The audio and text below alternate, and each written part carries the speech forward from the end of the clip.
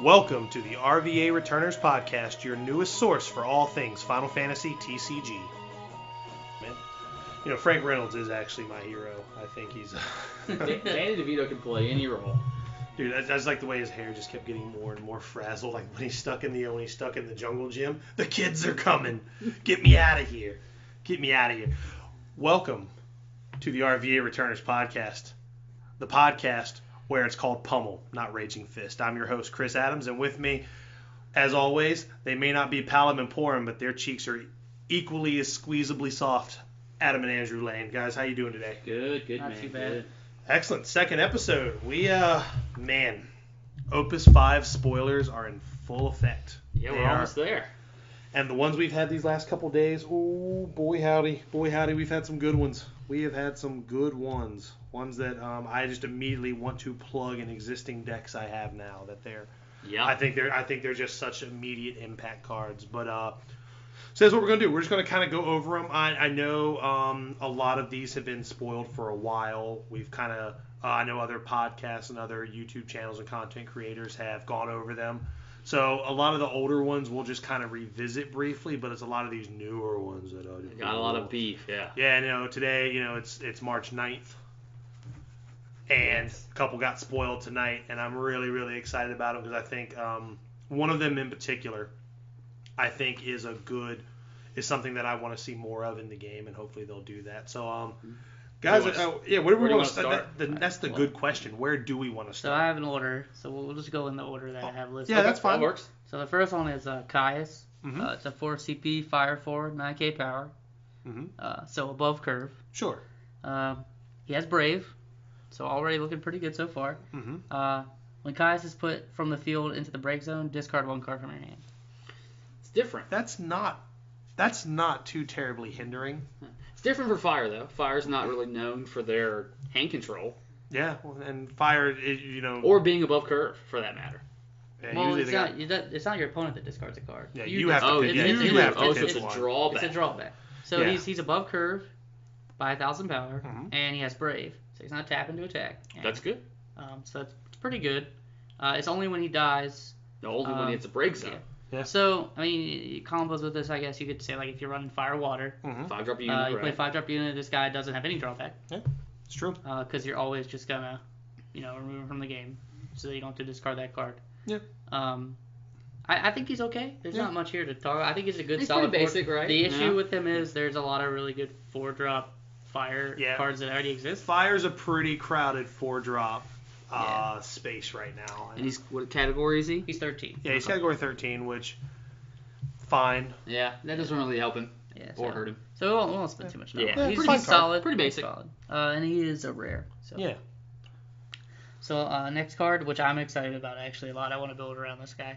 Another 4 CP fire forward, 8k power, Godot. The forwards of cost 2 control gain 2,000 power, and when Godot attacks, choose one forward. It gains haste until end of turn. Wow. I think that guy's really, really good in First the thing deck I he think wants of, to do. gold bets. Right? You put him in there. Your all your 2-drop guys that you're getting get bigger. You're getting another haster.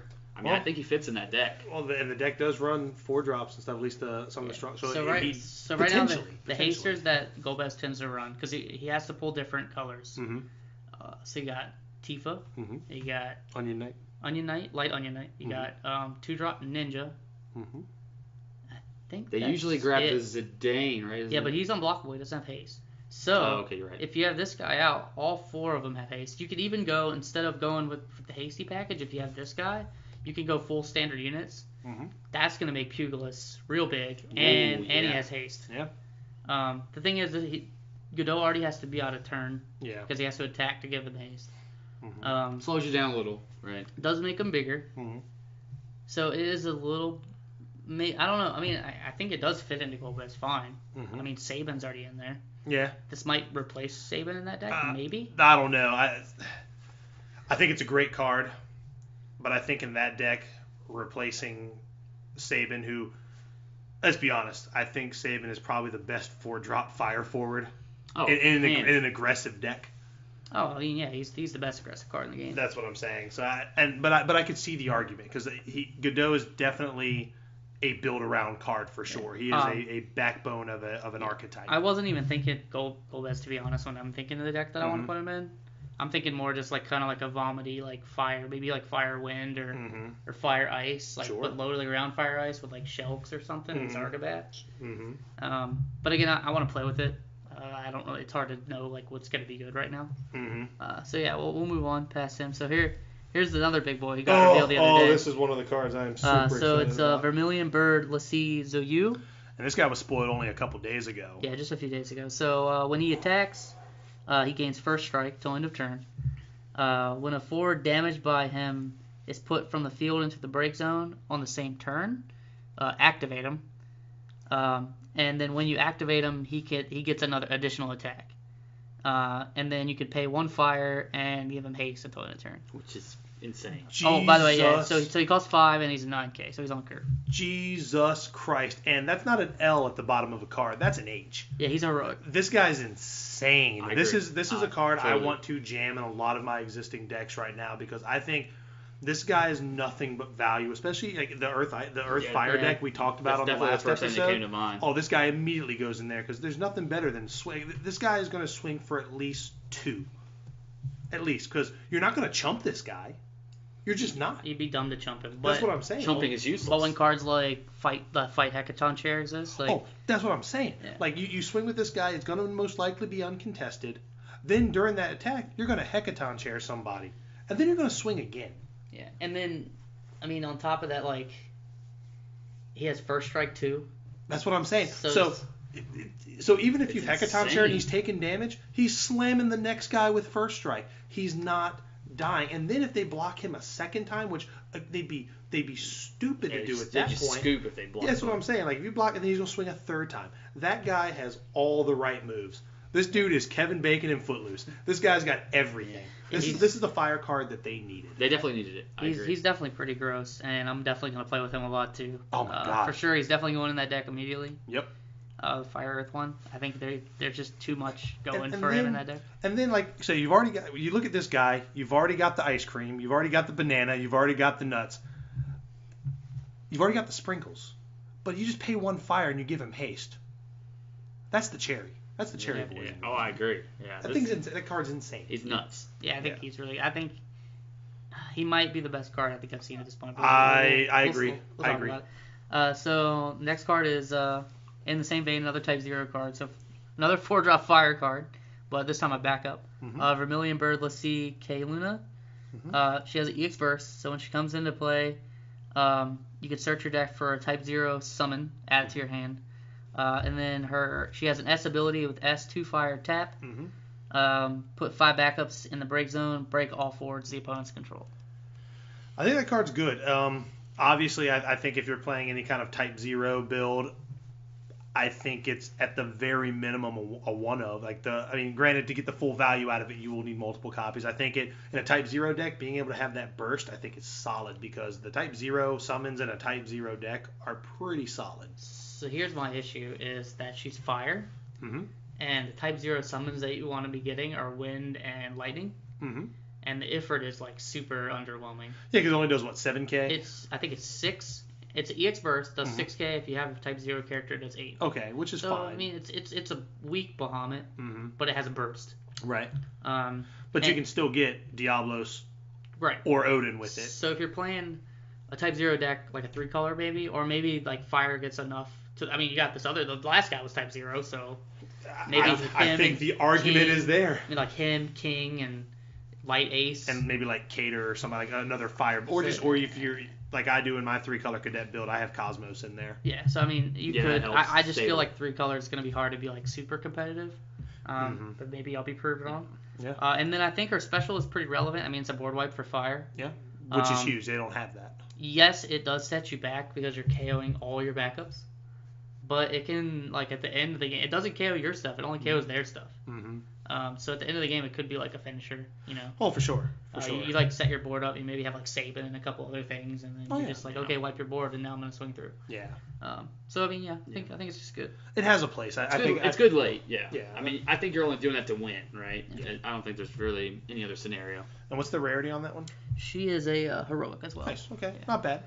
So the next card, we're sticking with fire so far, is Vokler. He's a Final Fantasy 11 forward. Awesome. Another 4-drop for fire, so just keep the 4-drops rolling. It's getting crowded, man. Yeah. We're running at 4, right? Party is full. On curve at 8K.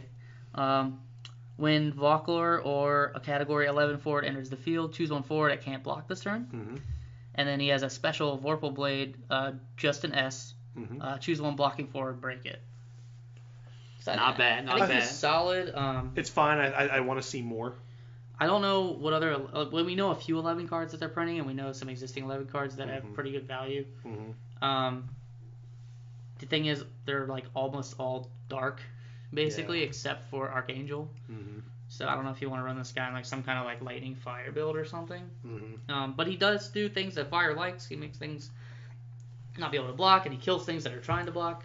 Yeah, I think he could be fun. Like if there's that fire build that abuses Marsh and Garland. I think he could be fun in that. I think he could have a place. Not great, not terrible. I think just right in the middle. I think he's a solid card. I think the issue with him again is he's a 4-drop so for fire. many 4s in a crowded space. You're gonna try to fight. You're not fighting with Saban. It's just a hard card to fight with. Yeah, especially when he's also an aggressive card and Saban exists. There's no circumstance where you play him over Saban. All right, so moving away from fire, we go to ice for a little bit. So 3-drop Vayne, 6,000 forward. Yeah, he's an EX burst. When Vayne enters the field, you may search for one card named Larsa and add it to your hand.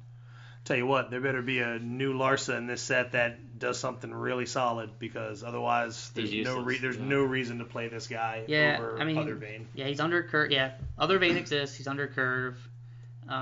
He's an ice card, which is already, again, it's kind of tight to find spots in ice right now with FF6 and Genesis and stuff. Yeah, because that's so many cards out of the package. Yeah. The burst is nice, but he only searches for one thing. Right. Which is typical, pretty typical. And not that the Larsa that we have is bad. Larsa's biggest problem is that Minwoo exists. But then again, like this guy's not water, so you'd have to be playing Larsa with ice water. So you're kind of limiting yourself. But maybe there's going to be a new Larsa. Who knows? Yeah, which I hope so. So again, I guess the other Vayne also has an S ability, so. Yeah, maybe there's always that utility. That's true. Sure. Discard for S. That is true. Mm-hmm. The next one is Yune. She's a 4-drop ice, 13 character. I think it's 13. I can't tell. But it's 13 it's a blurriness. in Pictologica. So she's an interesting card, actually. I kind of like the design of this card. Mm-hmm. So she comes into play duel. She doesn't activate during your active phase. And when she enters the field, you choose one forward opponent controls and you duel it. And as long as this card is on the field, that card also does not activate during active phase. And she's a 7K forward for 4. Now, I think it's an interesting card. I think it's good. But what's unfortunate is there's just a lot of cards out there that just let you ready a guy.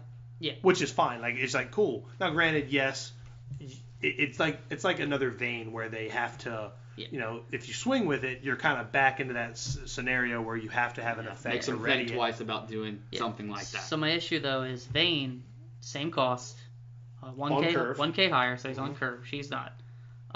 He targets all 5-drops. This is only going to get one thing. Yeah. So Vayne is kind of like that constant effect where as long as they keep trying to get value out of their 5-drops, it's going to be hard for them unless they remove Vayne. Yeah. And she also targets. Yeah, she also has to target. Doesn't. Vayne just kind of makes your guys. So like Delita or something, if she tries to come in and dole Delita, Delita's just going to kill her. So I think for the effect, Vayne is just a better card. Not that saying this card does not have a place. I think it's a neat enough effect that it could be I don't think there's enough control-y type cards, and that's a control card. That is a control card to a T. If she is 13, which I think I'm reading this right, that she's 13. No, it's 3. It might be 3. I think it is Final Fantasy 3. Never mind then. I was going to say maybe you could tutor her, but it looks like she's Final Fantasy 3. So the thing is, she's fighting for a spot that's kind of hard to fight for because Genesis exists. Celis exists. And I would say that there's merit for her over Celis in some decks. The problem is Celis is a Final Fantasy 6 character, so she fits right in with the package. Yep. I don't see her seeing much play outside of a mono ice build, to be honest. And even then, I think it's hard to find room. But I do like the design of the card, and I hope that they keep designing cards more like this that are kind of unique in that way. I do enjoy control, so anything that kind of makes my opponent have to think twice about doing something always feels great. Oh, absolutely. I mean, she's a devout target, which kind of makes some tricky plays. For sure. So push some damage through. Next card is Doom Train or Glassy Labias. Glassy Labias. We love it. So he's a summon, 3 costs. Select 2 of the following 4 actions. Your opponent discards a card. Choose 1 forward, dull it. Choose 1 forward, freeze it. Choose 1 dull forward, deal it 7,000 damage. It's a great card. I'm glad. I like to see, because this is the second card they revealed in the cycle. Like, we're getting like a command cycle like they had in Magic. Yeah. Seems like a lot of that in this set. It is. I'm pretty sure every element's going to have one where it's a choose 2 of 4 kind of effect, and that's it. You get to choose 2 of 4 things that Ice does very well. So I like so far the 2 they showed, this one and Diablos, which we'll cover later. Both of these cards do everything that element is supposed. It is like a checklist of what does this element do. Yep. Okay, pick 2 of them, and like that's really cool. Yeah. So again, I like the versatility of this card for sure. It's basically like an Opus 1 Shiva if you want it to be without the EX burst. You can force a critical discard. Yep. You don't always have to dull and freeze. You could maybe just freeze something that's dull if you need to be. And then it also is similar to the Opus 4 Shiva in that it deals damage to a dull forward. Yep. The only drawback of playing this over the Shivas is if you're not... You want to run like that Shiva package that stacks with Opus 4 Shiva, and that doesn't really accomplish that for you. Yeah. And this doesn't have a burst, which if it had a burst, it would be kind of gross. Oh, yeah. So I think it's a good card. I think it's going to have a place in some builds. I still think Shivas and Zaleras are still the top bill. Yeah. Those are the top bill summons in Ice. I like this card. It's going to be hard to find a place to fit it in. It seems like a common theme so far. Yeah, it's going to be hard to fit it in because of things that already exist. And your summon packages tend to be kind of tight anyways, for the most part, unless you want to go super summon heavy. And again, I don't see this... Well, maybe this sees play in some like Ice X decks. It's possible. Sure, because it's searchable by Terra. It's searchable by Rydia if you're playing Ice Earth. You know what I mean? So you've got options. Yeah. It's Opus 3 Shiva is so strong. Right. But a good card. A good card. Yeah, I think it's going to have a home. It's heroic as well. So next card is Hurdy. He's a Moogle, which is relevant. Yep. Backup 4-drop. When he comes into the field, search for a card named Mont Blanc, add it to your hand. Boy, I wish this card had EX burst. Yeah, I'm kind of disappointed it doesn't. But the more I've talked with other people about it, because it searches for another backup, those tend to not have EX burst. Yeah, like when you can tutor for a backup, it tend to not. Mont Blanc does have EX burst, so you get a tutor for a tutor, which gets you something else. Yeah, he tutors from Marsh. Yeah. But there's also the other Mont Blanc too. I think there's 2 Mont Blancs. There is. There's the 12 one. Yeah. Which is I think a 2-drop. Yeah. There you go. So I do wish he cost 3. 4's a little pricey for what he does, I think. But they are pushing Moogles pretty heavily this set, so maybe a Moogle deck will finally be a thing. That'd be awesome. Sarah, which we'll get into later. And I'm already interested in kind of doing that infinite combo deck. I do want to just mess with it, even though it's not super consistent. I think it's a lot of fun to play. So, I mean, he's pretty basic. I don't know if y'all have anything else to say about this. No, I think he's pretty straightforward. Like you said, if he costs 1 less, he probably would be a lot better. Okay, so now we'll get to the card. This is probably Chris's favorite card. It's not my favorite. Second favorite. It's probably my 3rd favorite, but I think this card, a lot of talk has been that it's overhyped or it's overrated. It's definitely a early game bomb, but it does the utility does kind of fizzle out late game. When we're talking about the Destiny Child special, old Bugaboo over here. Yeah, so it's Buckaboo, 2 cost ice monster. Category 13. That's relevant. Which is relevant. When a character of your opponent enters the field, you put Buckaboo in the break zone, and your opponent has to discard 2 cards. That is an insane turn 1 play to me. Backup Buckaboo, pass. Enjoy paying 6 for your 2 cost backup. So the arguments have been that you're breaking even basically. Yeah, that's what I would say. So like you discard so say you're first, you're going first, right? You're on the play. You draw 5, you draw your 1, that's 6. Yep. You play it, you discard, you play a 2-drop backup. Now it you're is at 4 for 4. You discard, you play your Buckaboo. Now you're at 2. They discard and play their backup, and then discard 2. So now like. They have a backup, you have a backup, and your monster's broken, and you're basically both have 2 cards in your hand. Yeah. Which for Ice though, that's kind of where you want them to be. I think the ice player That's is true. totally You're, okay with it. You're playing into Ice's game plan. Right. For sure. And I think it does fit that. Yeah. Also, if your backup that you play is Sid Wolf. And it gets your opponent in the mindset where it's like, crap, now my hand's already at 2 and we're on turn 1. Yeah. So, like, I definitely think it's strong. I do think it will definitely see play. For sure. And then, like you just said, what if that backup you played on turn 1 was Sid that gets it right back? So my the biggest blowout I think with this, and I think I was talking to Matt a few days ago about it, is say your opponent mulligans, right? And they try to, or like they pitch a hand because it's not very good, and they mulligan into a hand. That's Normally mediocre. You're okay, like, okay, yeah, I don't have a 2-drop backup, but I'll discard 2, I'll play this 3-drop guy. Or I'll discard 2, I'll play this 4-drop guy. That really hurts then. Now your hand's at 1. Yeah. Or if maybe that 4-drop guy tutors. And then there's some cute plays with this as well, like later game. So it's not as strong later game because your hands are going to start to build. But with mono ice, though, you're keeping their hand at a minimum almost the whole game. And that's why I think he's on. I see him as a really great mid-game card. Sure. Like, especially after you played your Flans and your Sarahs. Like let's say you're facing a lightning guy and he's got the Alcid combo, but he only has. Like, how does that work? Have you guys know how that resolves yet? Yeah. Well, so when Alcid hits the board, then they have to discard. So they have to discard before Alcid plays a forward. Yes. Yep. Yeah. So that really hurts them, right? Because if they have 3 cards in hand and they play the Alcid, then they have to pitch the other 2 cards. You can also do some neat tricks with water, like bump them back to their hand, force them to discard if they're trying to go like Hellbent kind of thing. Yep. I think it's a great card. But again, another thing you can do too is because I think he goes off before searchers happen, so you can like pitch your hand for like say a Steiner or a Setzer. And then he breaks. You have nothing in your hand already. Then you get no value out of him, and then I get my card. Yeah. I guess that's how you play around it, So right? there are ways to play around it. Sure. Also, maybe monster destruction becomes more of a thing.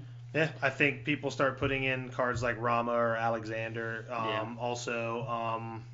But again, turn 1, those Ramu and Alexander, you're just breaking even with them basically still. Which is fine. That's the thing is that it feels good if your opponent is using a summon to blow this guy up. You don't really feel bad because they're Well, it depends. The later in the game that they do that, the better they feel. The better they are about it because they're just using their backups. True. Right. And the reason I say that, even at the first turn, it's you're both at 2 cards. You being at 2 cards is going to hurt you a lot more because guess what? Chances are I'm going to play a card that's going to make you pitch another one. It's true. Or another card's going to make you pitch another one. So exactly. Like, in the mono ice discard build, that thing is a champion. He's gross. That thing is really good. And the good. fact that he only costs 2. I will say I think Flan is a better card. Oh no, they're different. But yeah, I mean I'm not saying that this card is bad, and also just FYI, this unit doesn't stop this card. That is correct. So that was a question too. Because he has the same as. It's like Cleon. Yep. Yeah, it doesn't matter that he so went if to the you break have zone. 2, if you have 2, they break at the same pop. time. And they only discard 2. Or No, they have to discard 4. Okay.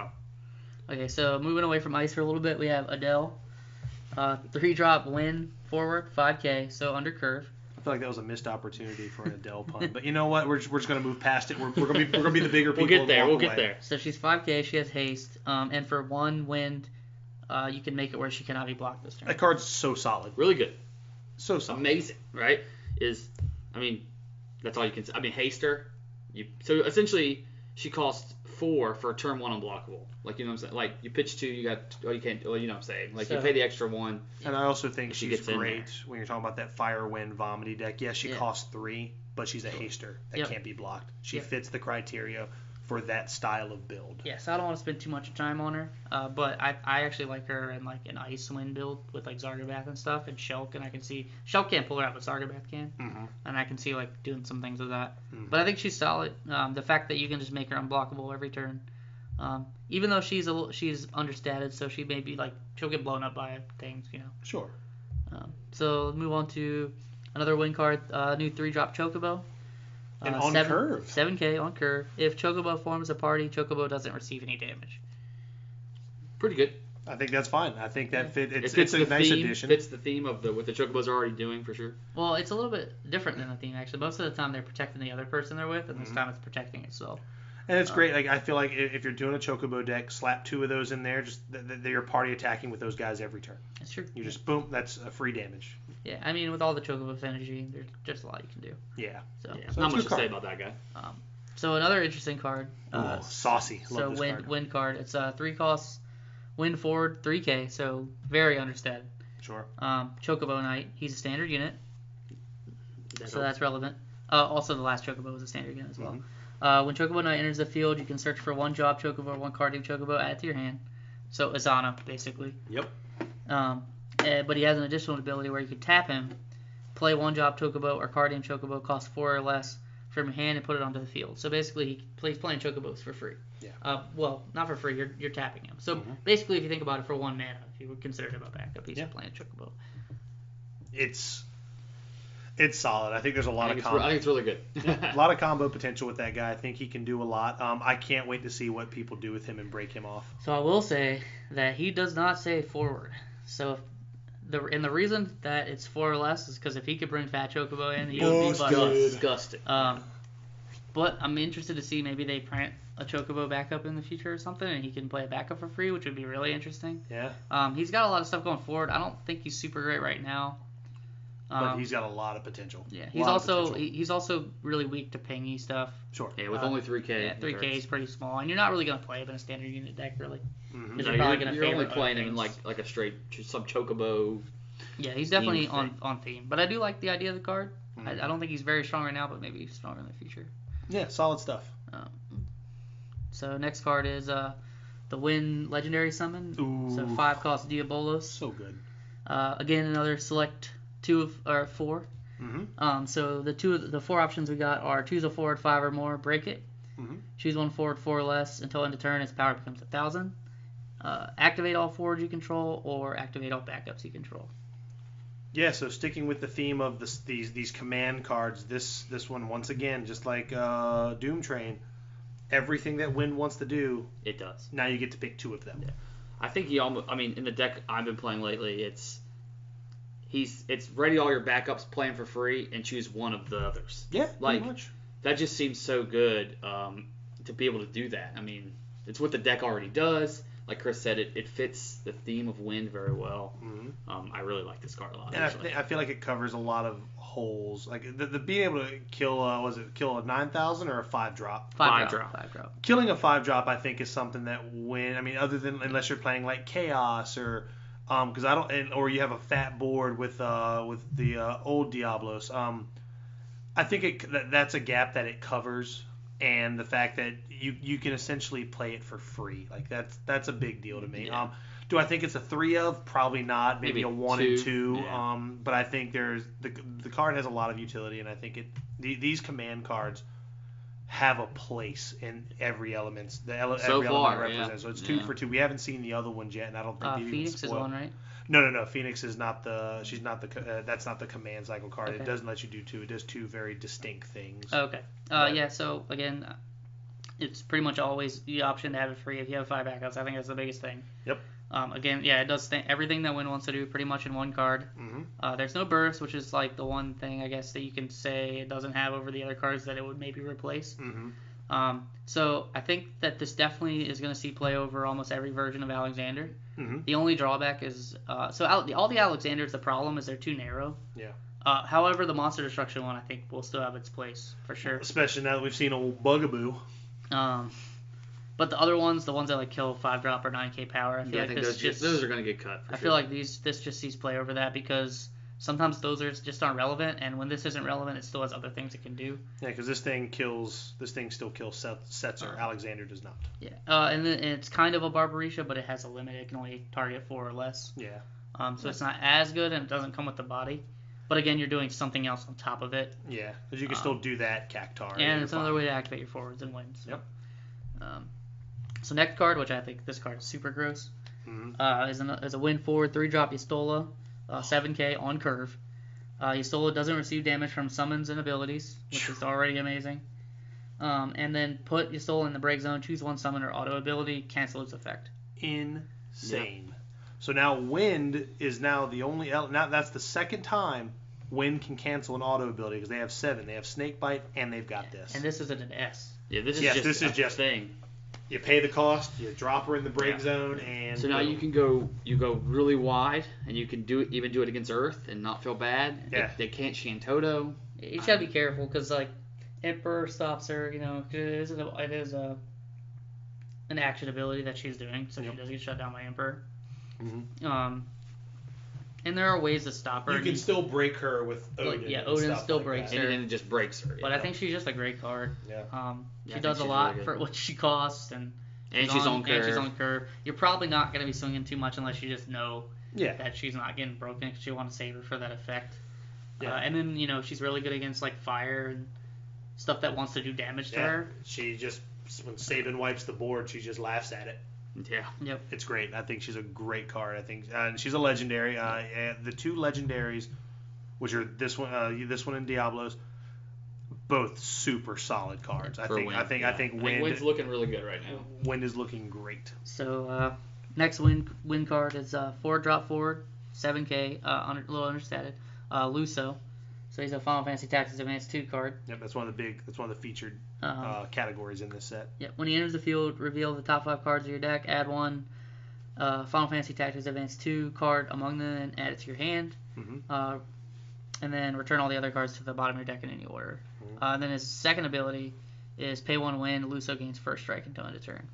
So it seems like the 3K unblockable Haster was also a Tactics Advance 2 card. So it seems like they are taking Wind in a very aggressive, low to the ground kind of theme. For sure. I'd like to see more of those cards, kind of see where they go with that. Yeah. So the interesting thing about this card is Wind doesn't have much access to first strike, like, at all that I can think of. And I think this is the first one. Mm-hmm. Does he give himself first strike or just a forward? Himself. Okay, that's still fine. And then if he could give to any forward, he'd be pretty great. Yeah, that'd be really solid.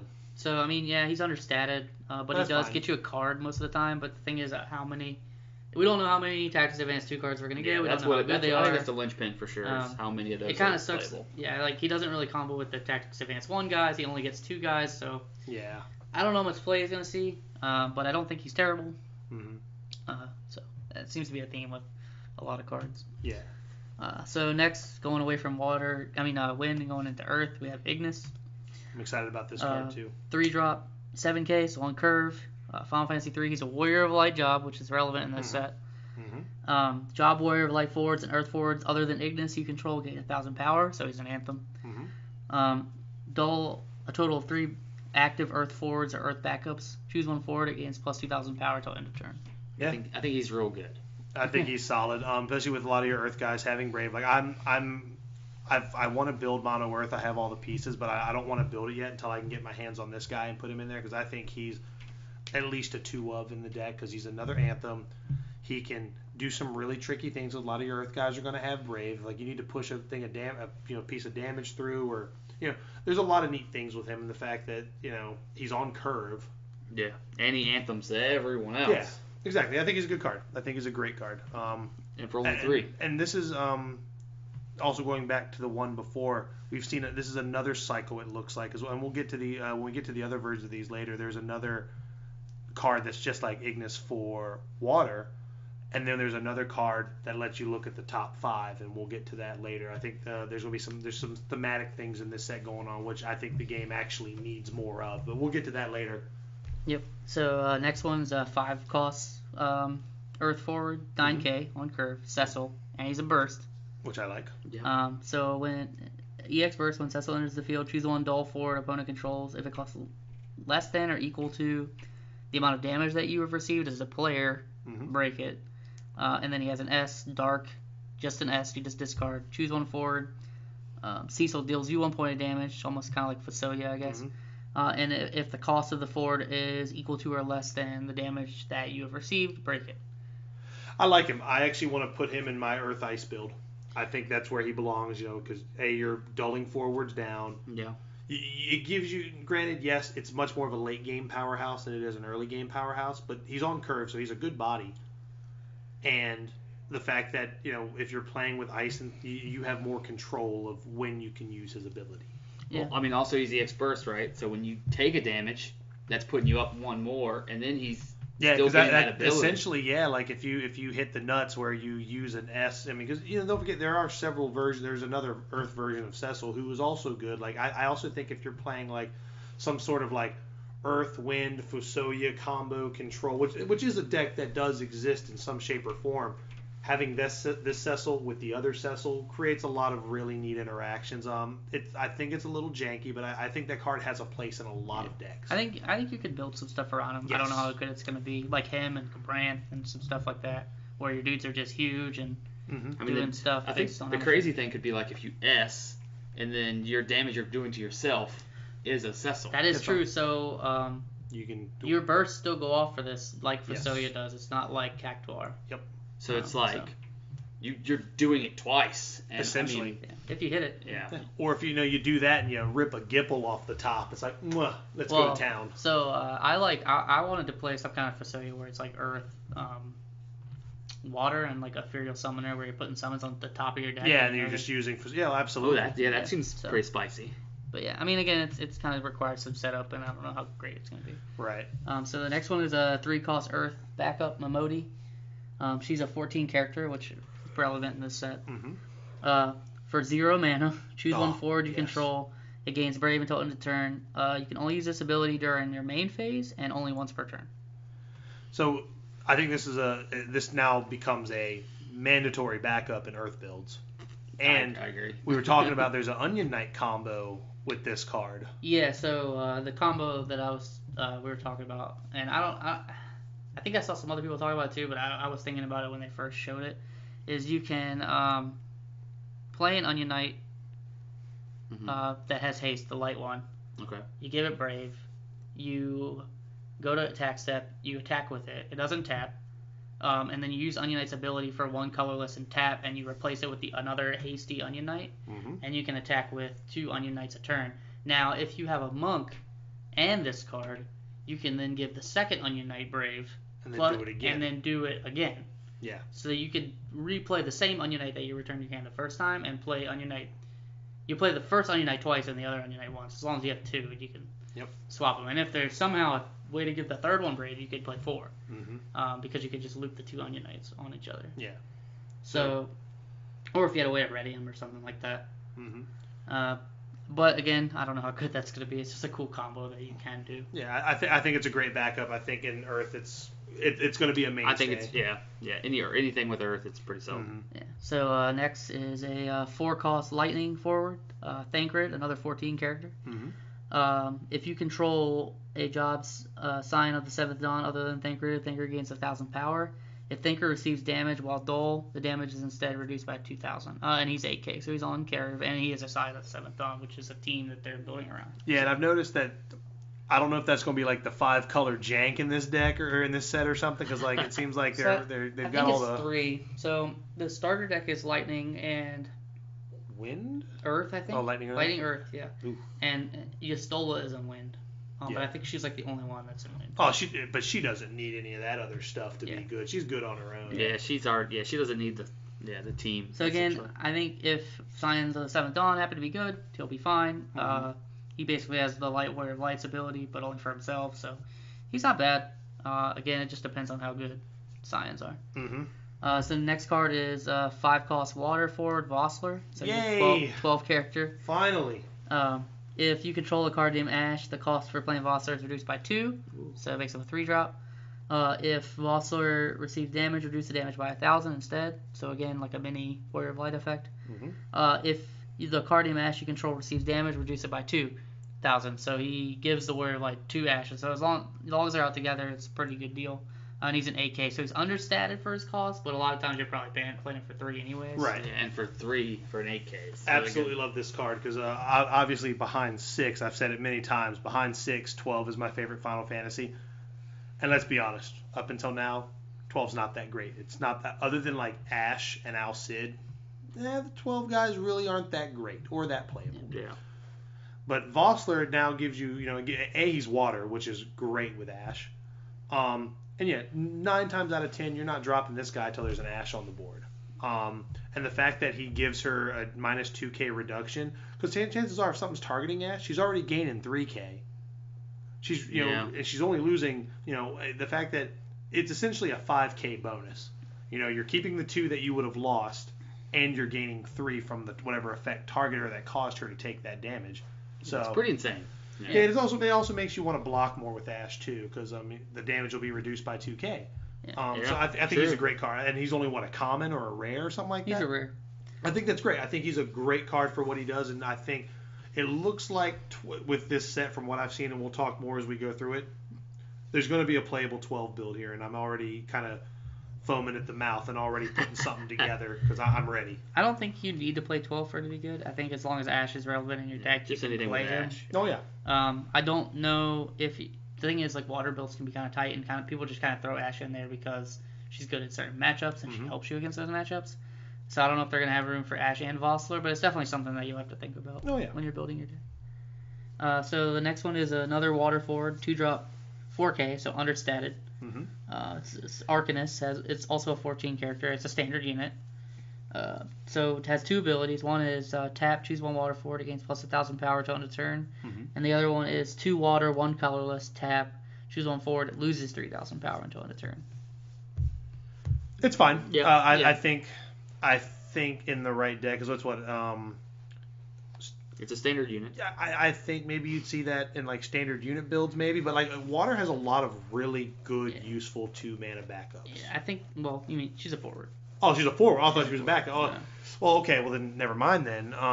But they also have a lot of really good 2-mana standard unit forward. I don't think this card's gonna see much play. No. And maybe you I don't know where you can punch me if I'm wrong. But the problem is there's too many good 2-drops that do other things that make them effective in combat. Yeah. This is just like kind of an assist kind of thing.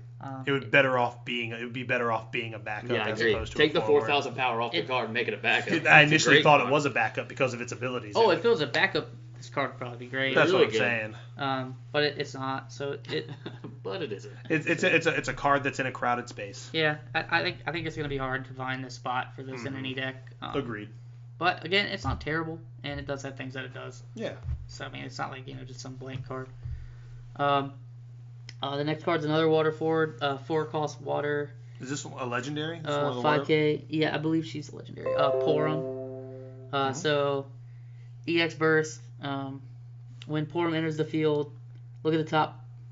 I think it's 3 cards, or is it 5? I think it's 5. I think we were talking about this. It goes back. You look at the top.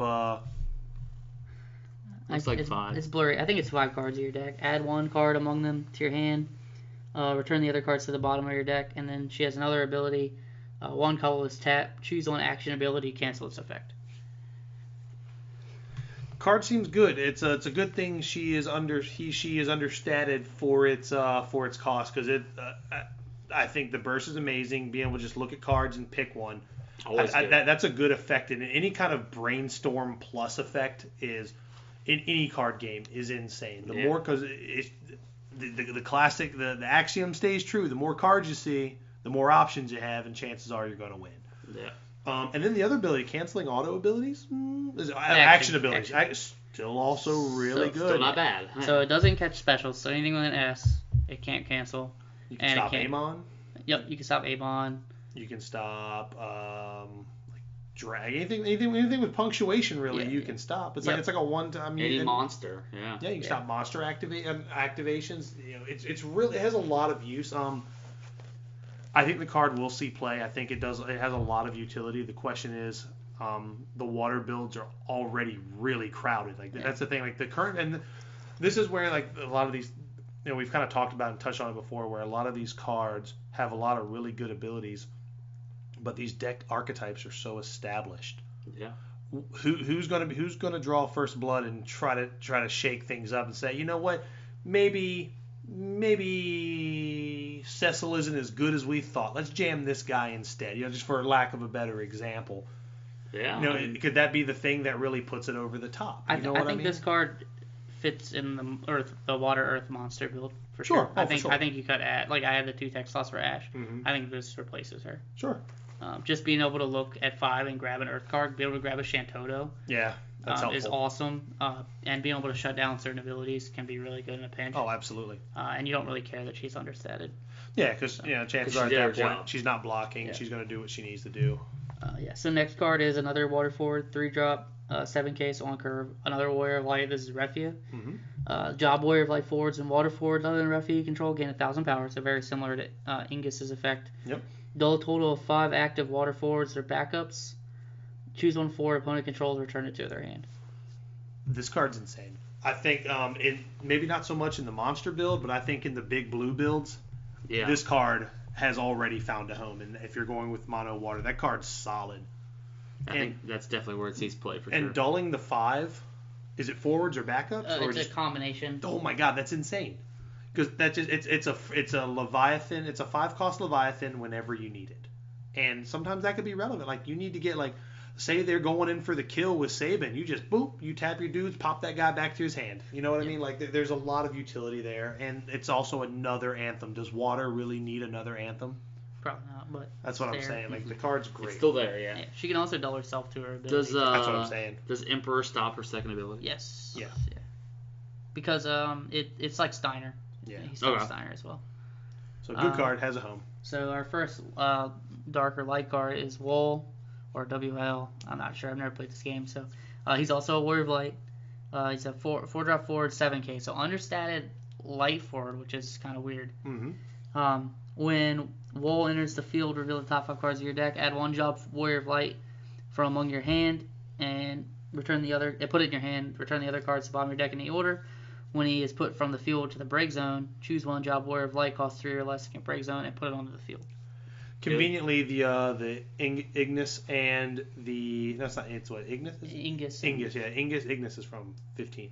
Ingus and Refia are both 3-cost, by the way. Yeah, so he can grab them and put them right back on the field. He also, looks at the top 5 for another Warrior Light, so maybe a Warrior Light deck's going to be a thing. I mean, yeah. I'm not super high on him though, because he is understated. He's a light card, so he takes up that slot in your deck. Yeah.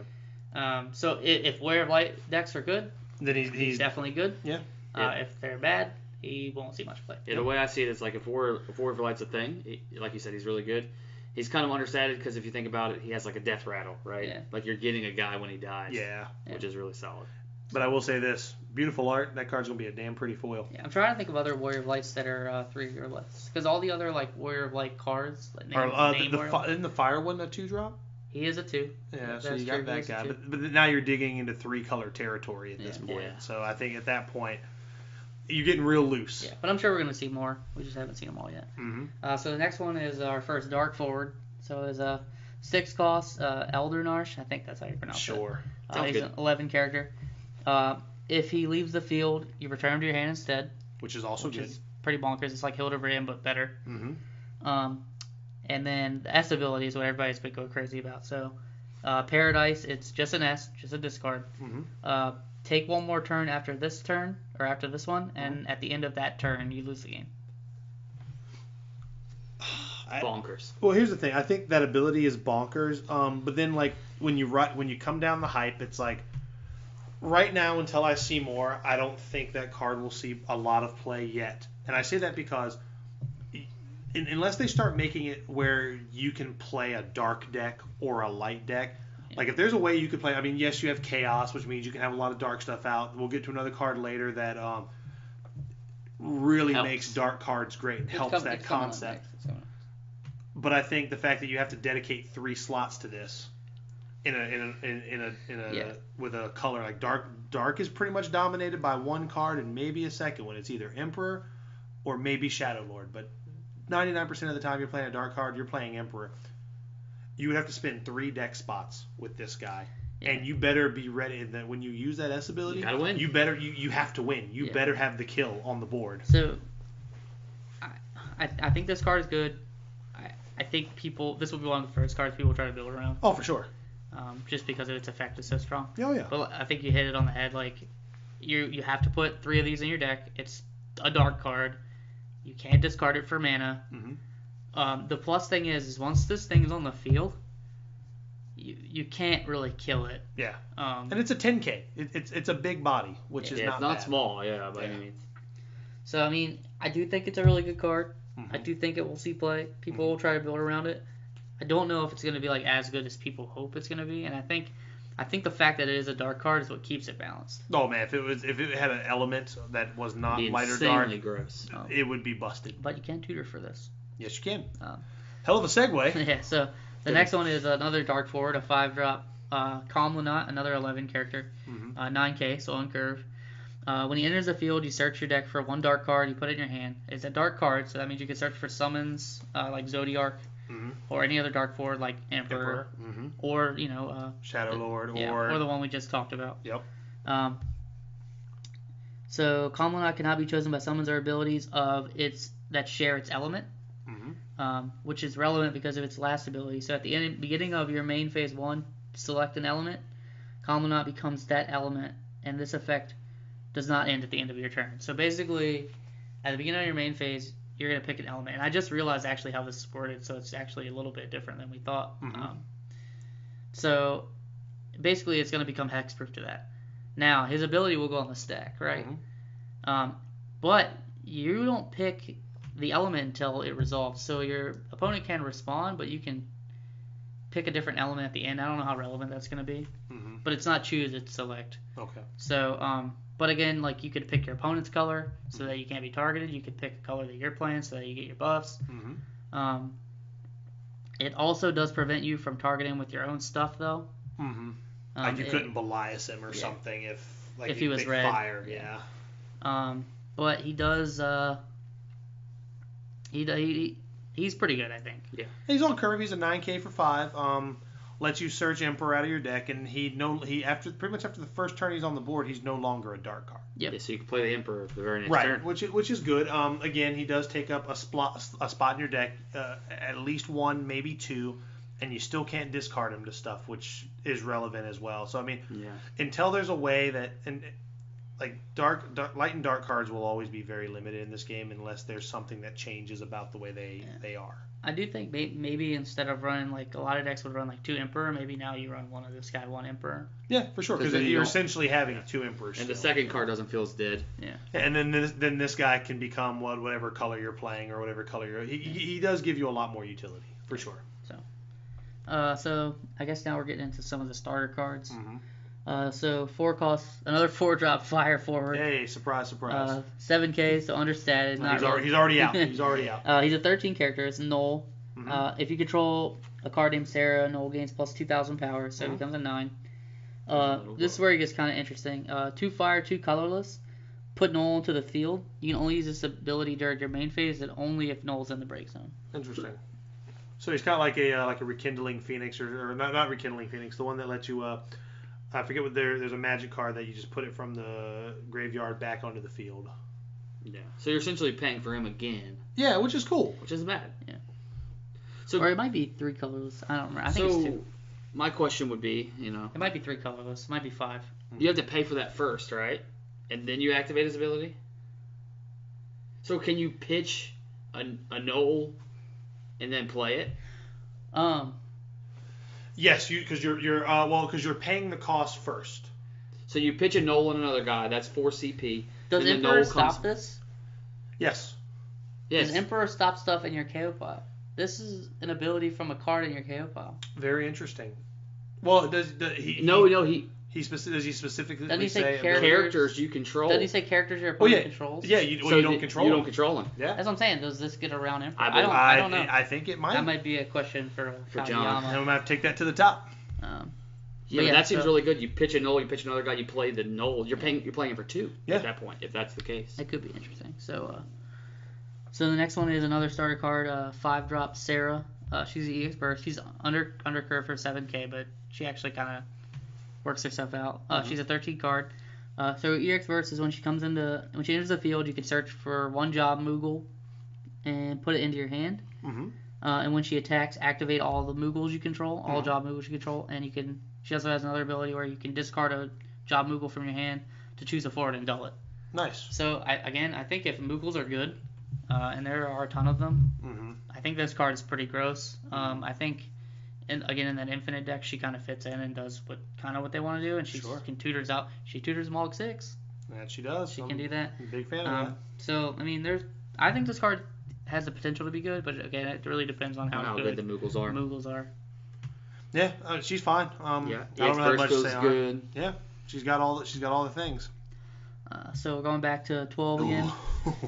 So 4 cost wind forward Vaughn on curve at 8K, 12 character. He's a sky pirate. Relevant? Love that. Question mark. When Vaughn enters the field, activate all job Sky Pirates you control. And then he has a special Pyroclasm for a special 1-win duel. Choose 1 forward, deal it 2,000 damage for each backup you control.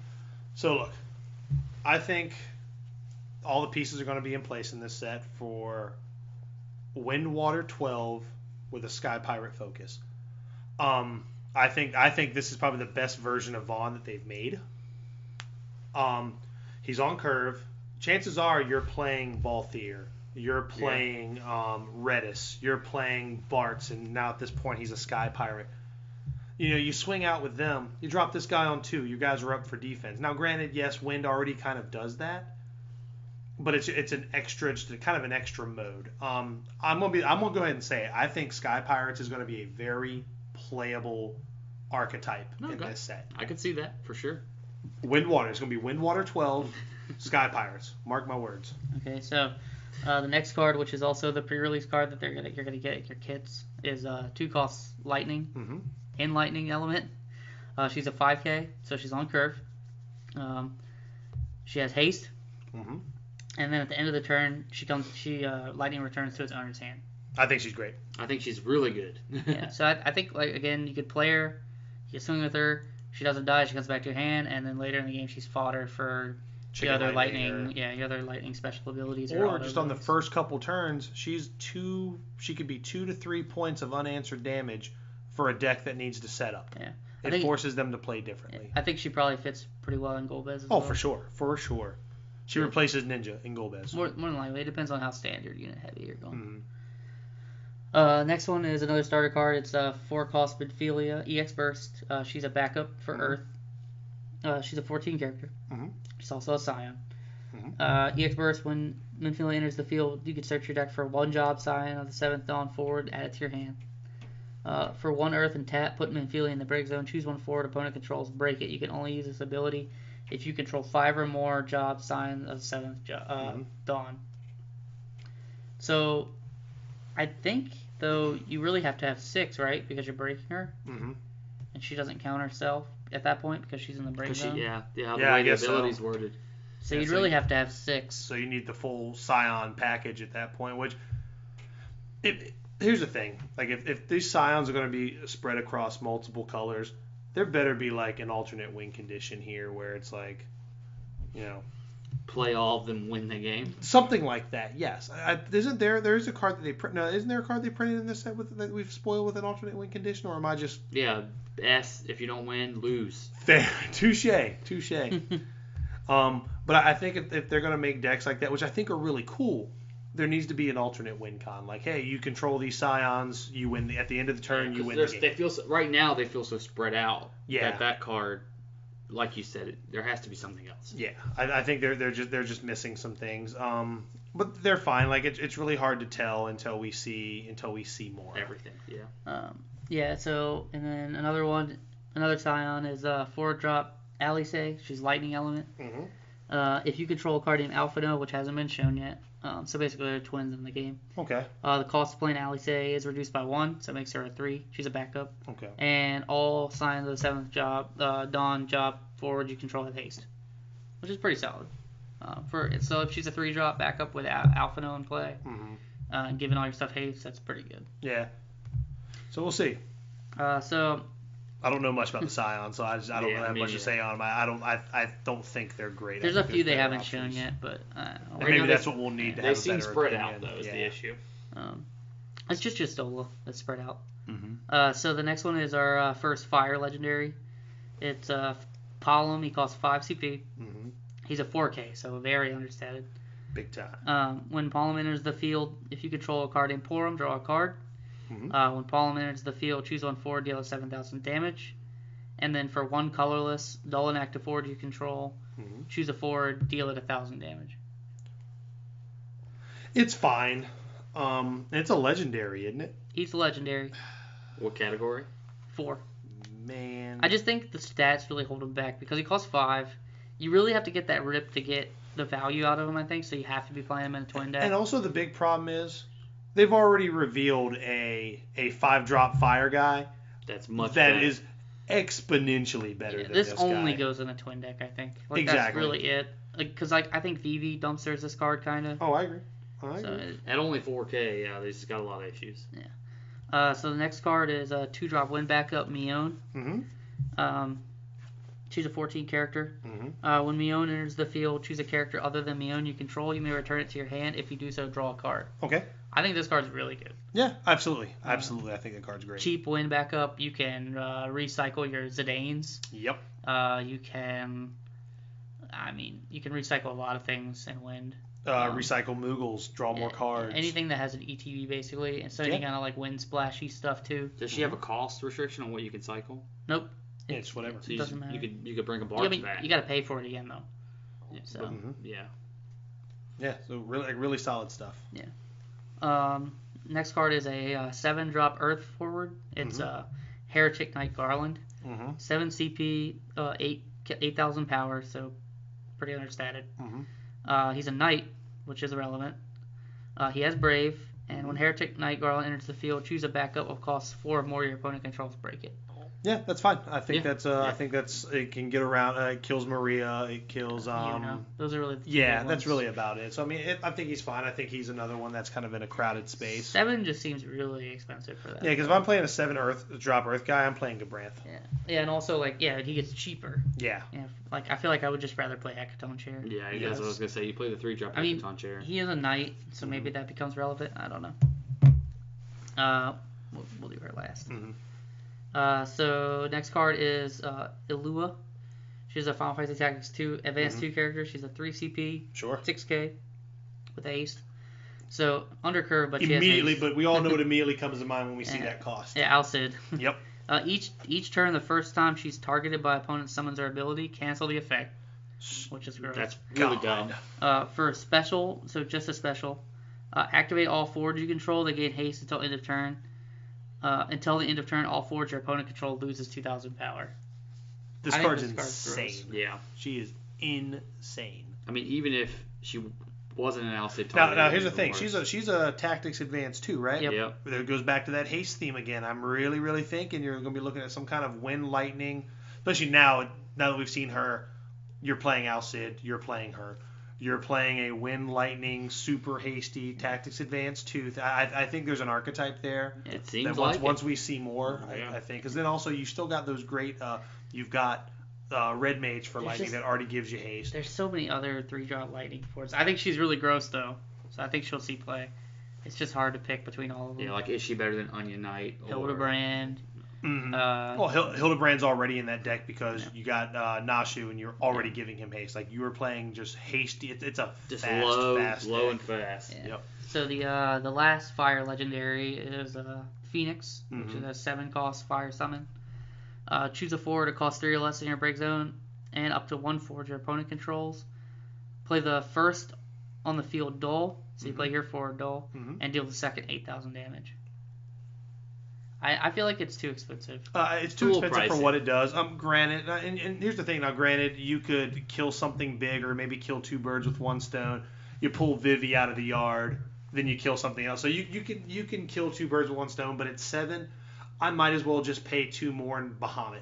Yeah. You know what I mean? I think kind that's of feel the problem. that way too. Yeah, I'd rather just pay the 9 and deal the 9K and get the remove from game instead. Exactly. I think that's the problem. I think if it brought back a 4-drop, it would be really gross, but I think maybe it's too gross. Yeah, because if it brought back a 4-drop, then you can bring back like Furion, 4K, 8K there, bring back Sabin, make something unbreak. Yeah. Instant speed Sabin seems really good. That's what I'm saying. Yeah. You declare a blocker, that guy's unblocked. That's what I'm saying. And your guy's dead. And I think that's why they didn't do it. Yeah. So the last card is. Well, then we got 3 more. We have two more got spoiled today. Don't forget. Oh yeah, yep. I forgot about the other 2. And this one's a starter card that I'm super excited about actually. So another 3-drop Ash and water. When Ash enters the field, if you control a job Sky Pirate, draw a card.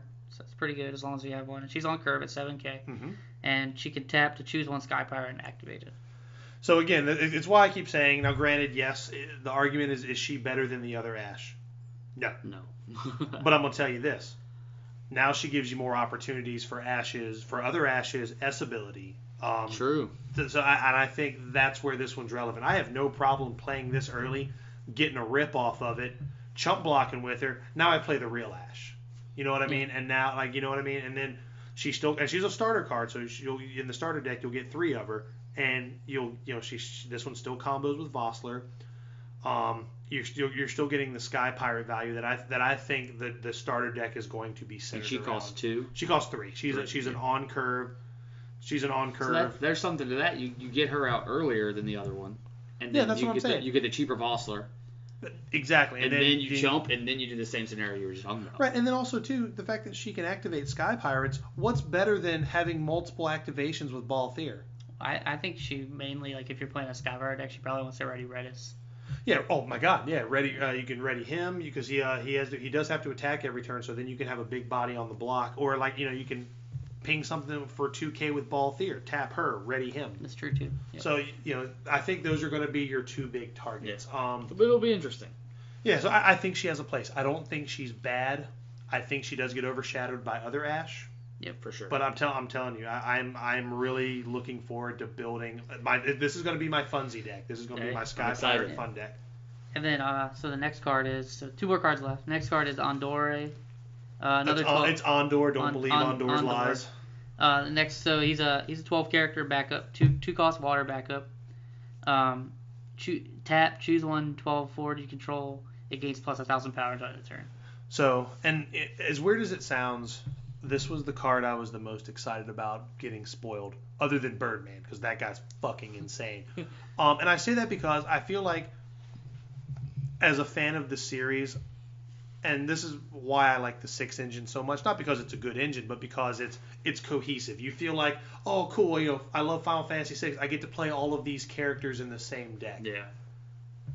What I like about what this card does is it actually gives you a little bit of cohesiveness. I want to see more backups that are category specific. Like, I would like the fact that, cool, he is 100% going into my Sky Pirate deck, because now I have an on-demand 1k buff, because all of my guys are going to be able to benefit from it, and he's only a 2-cost backup. I think that's great. I would like to see every category get something like that. Granted, other ones do have, there's ones that, search for, you have your tutors, but you don't have something that benefits a particular category. You know what I mean? Other than Type 0. Type 0 kind of already has that, but they're really the only one, and I like seeing more of this stuff. So hopefully moving forward, we'll get more of that. Yeah, that'd be interesting. All right. And then our last card, and most recent spoiled card, is 2-drop Fire Monster Grenade, which I just realized is a 13 character. Okay. Not that fire, it's kind of off color for them. Well, but Noel. They have Noel, yeah. Yeah. So when a forward your opponent controls with 8,000 power or less enters the field, put a grenade in the break zone. If you do, deal it 8,000 damage. Bless you. Wow. Boy, this thing, I think this card's really good, because they're either going to have to waste a small duder to activate it, or they better have a LeBrow or whatever anthem out for their color, because that thing is just going to eat stuff alive.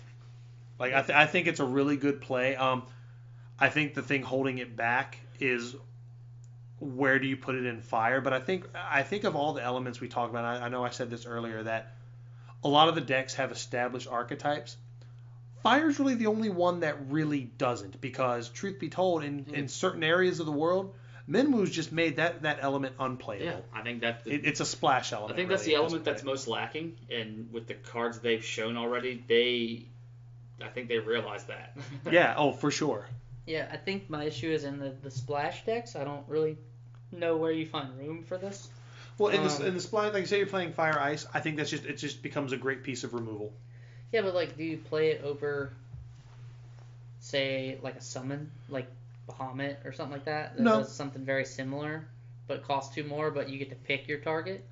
You get to pick your target there, right? No, it breaks. It's triggered on. Yeah, it's a must. It's like Cleone and Bugaboo. I thought it was a May ability. Yeah, it's whatever they do to trigger, but also at the same time too, like if you're playing Fire Ice, which is the deck I'm really loving right now, till Sky Pirates that is. That's just such a great card, because chances are I'm looking to haste Sabin out real quick. I want you to play something that you're going to use to block, or something that you're going to need to get some value out of. And now you've got to delay that play until you get either your anthem out, or you're going to have to spend resources to play a little guy or something you don't really care as much about to get that thing to go off. I think it's it's one of those cards that I think it's just going to stop stuff cold. And guess what else? You have completely stopped them from playing Emperor. That's true. Yeah. Until they play something else. Yeah, they have to play. I just feel like you can play around it. Oh, you definitely can. But which isn't bad. Like, I mean, that's the great thing about a good card game. Yeah. Is like having options. Yeah. And I think the fact that it forces you to play around, you're not getting to do the play you want to play with that thing on the board. Yeah, and that's great in the card game. I mean, I think in Monofire you could definitely find room for it. Mm-hmm. My only thing is like, does it see play over like the summons that we already play? I'll put it this way. It does. Would you rather have it over Goblin in some scenarios for sure? Oh, absolutely. Depends on the type of fire. Yeah, like if you're playing Fire Ice, like the typical one, and the thing is too, like the typical Fire Ice deck has 18 backups. You cut one backup. There's one grenade right there, and you probably cut down on maybe an Opus 4 Shiva or whatever your utility summon package is. There's maybe grenade 2 and 3 right there. Because I think that card is really, really gross. And if it turns out you don't really need it because you're already off to the races with Sabin and Celis and your 6 package, oh, that's fine. Pitch it for mana. You don't need it. It's fine. You got to be careful, too, though, because sometimes it might blow up things you don't want it to blow up, Like what would I want? Like, say your opponent has a board of, like, 3 things, and you got, like, a board of 4 things, and your blocks are favorable, but you played Grenade earlier in the game and it hasn't gone off or something, and I drop Renoa. Yeah, of course. Or like, I mean. Or like they only need one. But then at that point, but also at that point, you could you would probably have to stack it, and if you're playing Bahamut, you just Bahamut her instead before that grenade goes. Yeah. Now, granted, that just feels bad because then you spent 6 CP to kill her when you could have just spent 4 on Bahamut. Right, and that's that's an extreme case. Now, if you're gonna play grenade and they're gonna jam Renoa down, fine. You know what? Good play.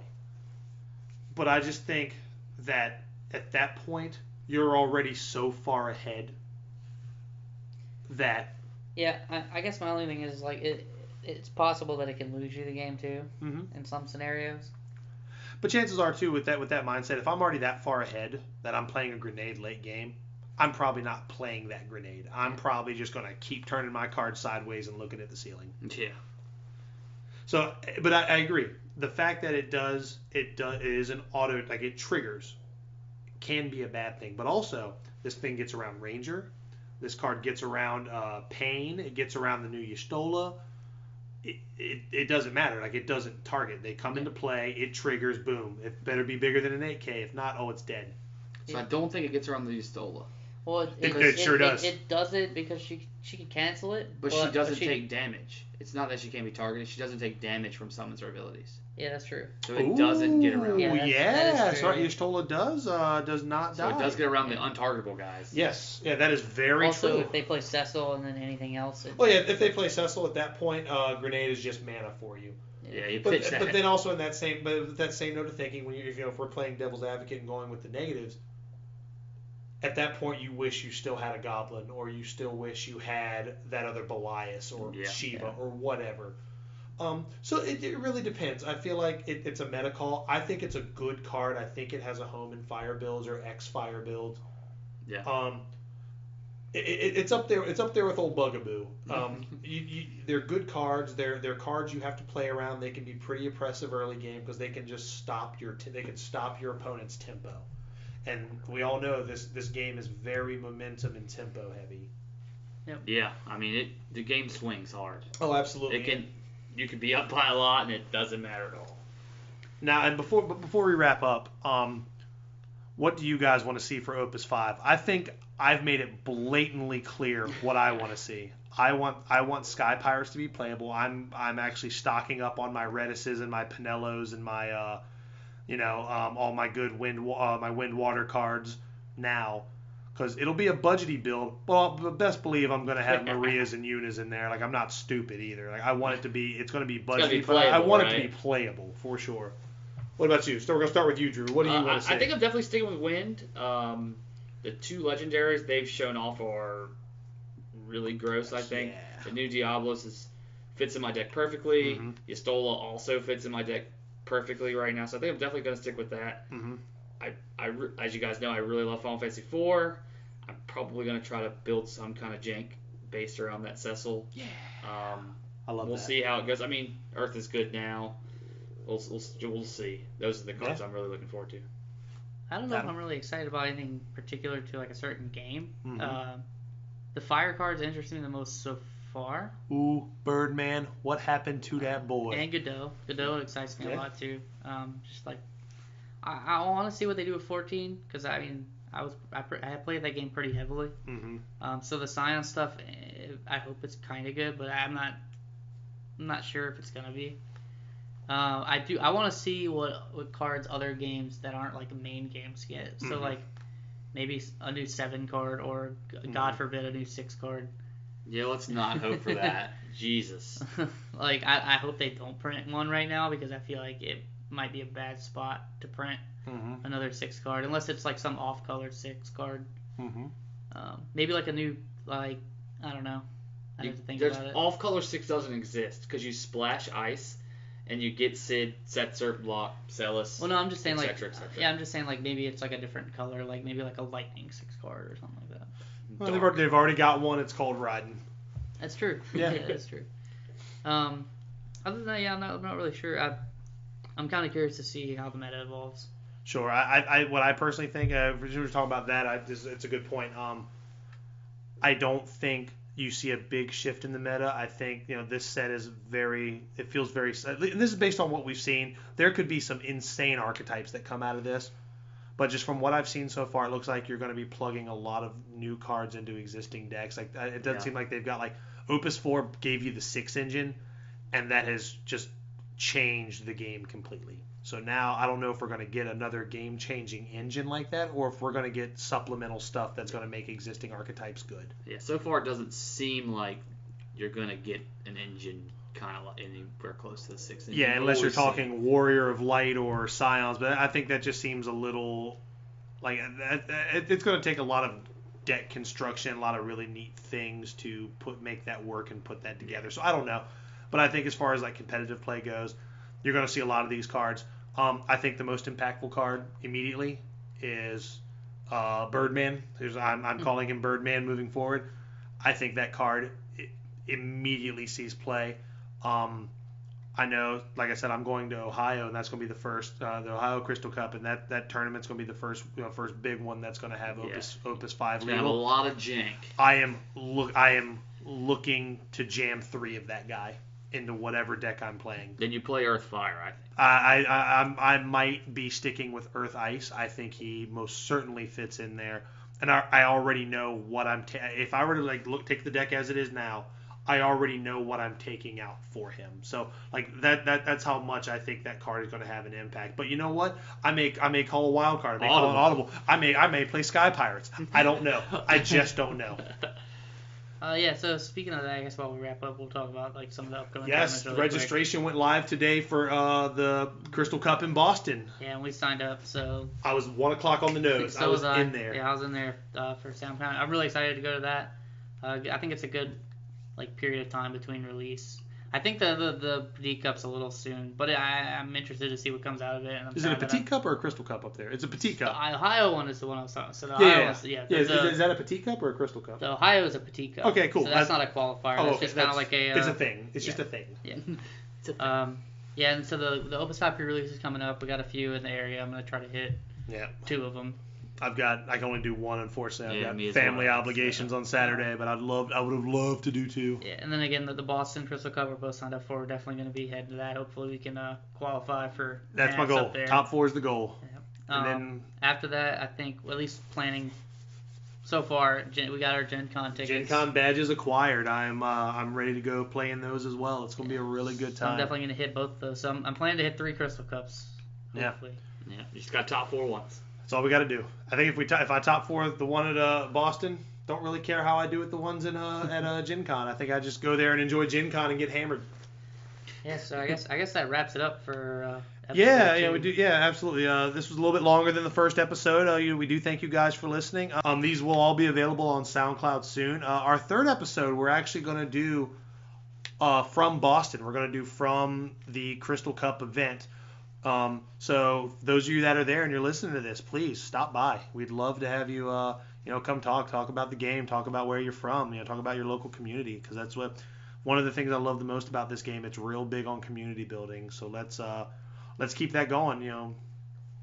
Signing off until next time. Yeah, and if again between now and then, if you have any questions, feel free to hit us up on Twitter. Maybe like some stuff you want to talk about or want us to talk about. So my Twitter handle is @Kronos411. I mean, I think it's best probably just to hit you there. Yeah, I don't remember mine because I just made it. I don't really tweet. I made one just so I could get rules questions from the creator of the game. Yeah, so definitely tweet me @Kronos411, and maybe we'll cover whatever you ask on the next episode. Yeah, absolutely, for sure. Thanks for listening, guys.